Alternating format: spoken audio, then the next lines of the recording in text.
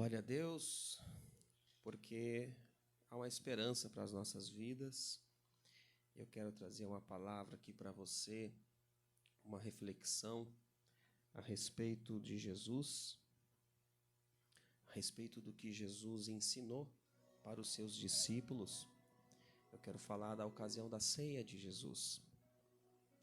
Quando Jesus, antes de ir para a morte, ele chega para os seus discípulos e ele institui ali a ceia do Senhor.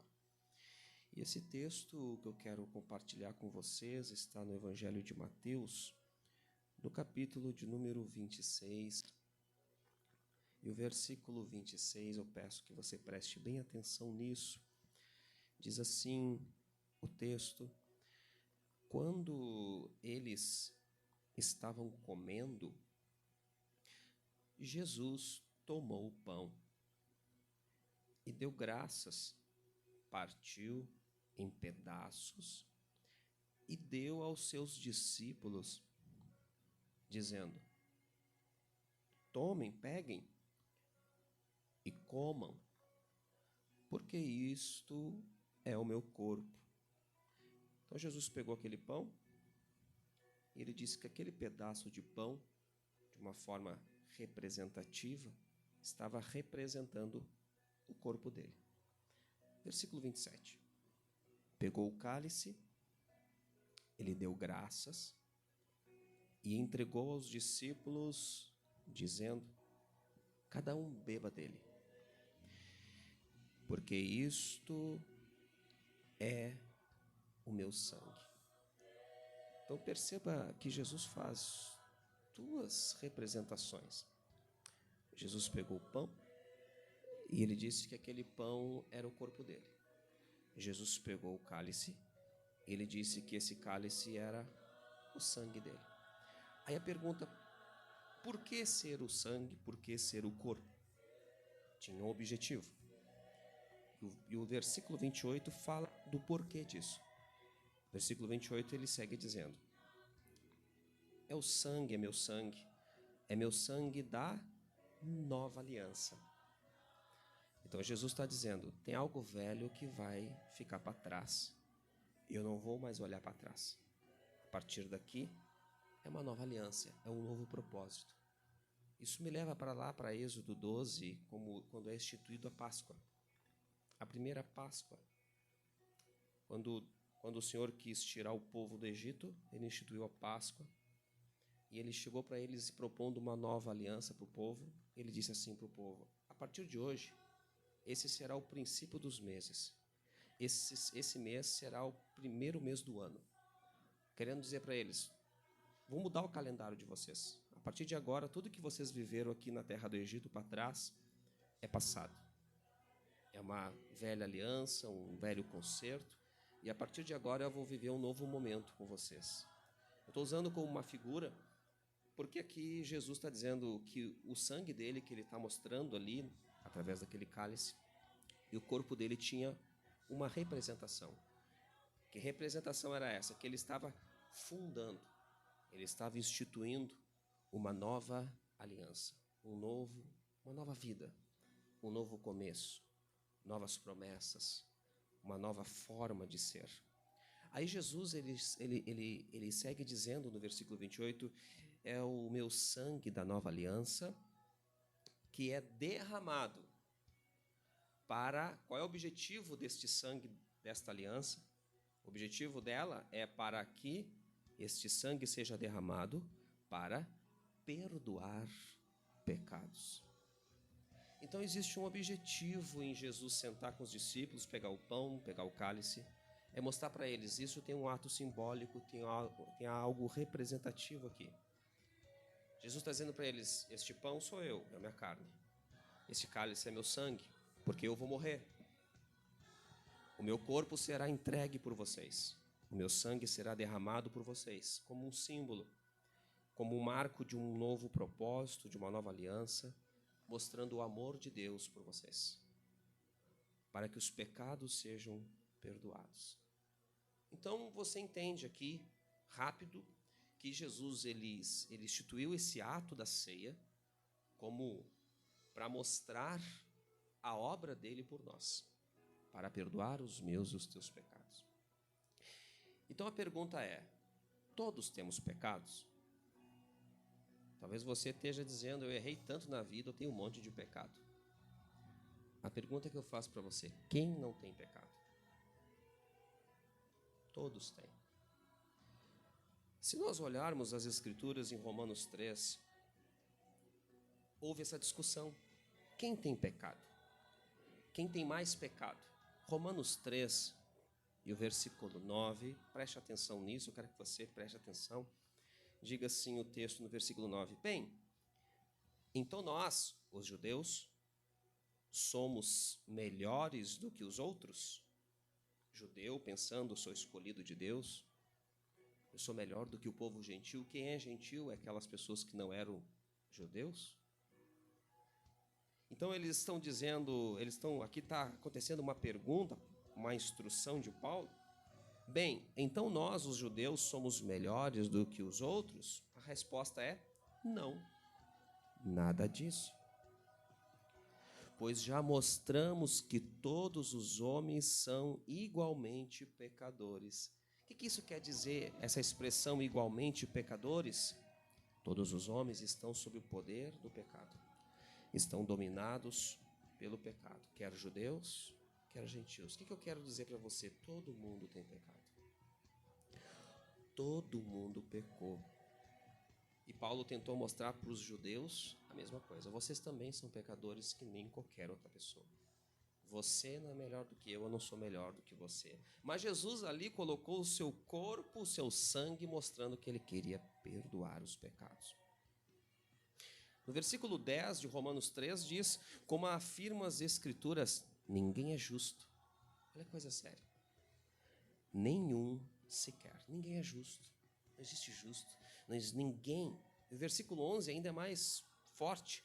Ninguém jamais seguiu realmente o caminho de Deus.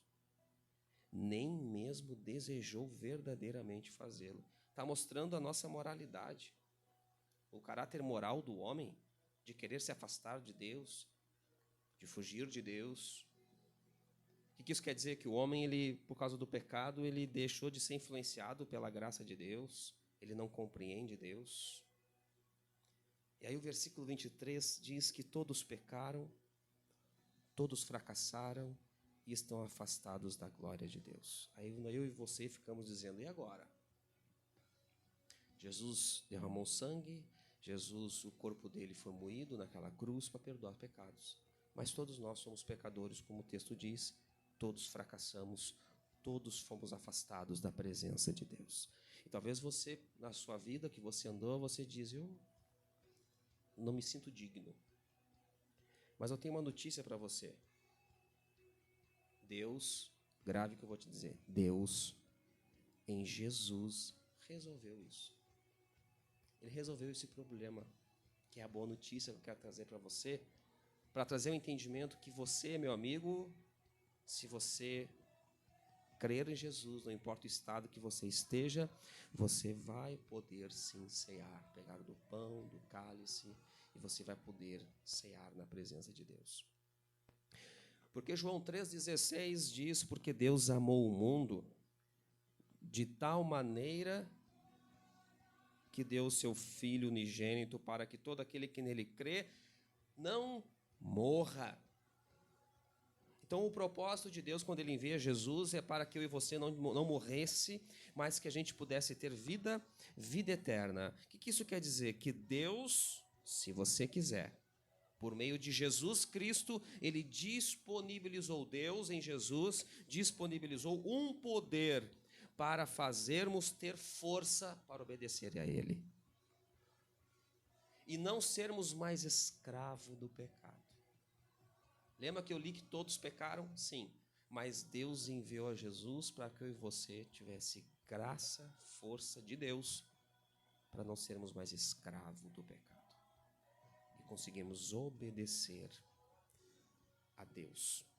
Filipenses 2,13 diz o texto, porque Deus está operando em vocês, ali Paulo feliz, orando feliz pela fé daqueles irmãos, E ele diz, porque Deus está operando em vocês o desejo de obedecer-lhe e a realização daquilo que ele quer.